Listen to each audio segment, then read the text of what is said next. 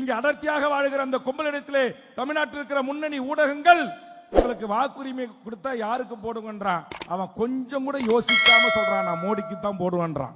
இன்றைக்கு தமிழ்நாட்டில் தமிழர்களில் இருக்கிற இந்த அரசியல் அதிகாரத்தை கைப்பற்றுவதற்காக இன்றைக்கு நாமக்கல், ஈரோடு, கோயம்புத்தூர் போன்ற மாவட்டங்களிலே இன்றைக்கு அடர்த்தியாக வாக்காளர்களாக மாற்றப்படுகிறார்கள். அருமை சகோதரி வானதி சீனிவாசன் இருந்து, அண்ணாமலையில் இருந்து இன்றைக்கு அவருடைய படை பரிவாளங்கள், இருசக்கர வாகனங்கள், ஊதி வாகனங்கள், நரேந்திர மோடியினுடைய ரோடு ஷோக்களில் கொண்டு வந்து முன் நிறுத்தப்படுகின்றவர்கள் இந்த வடமாநில தொழிலாளர்கள். தமிழ்நாட்டின் சட்ட ஒழுங்குக்கு சவாலாக இருக்கிறது. அடிப்படை வடமாநில தொழிலாளர்களுக்கு நான் எதிரானவன் அல்ல.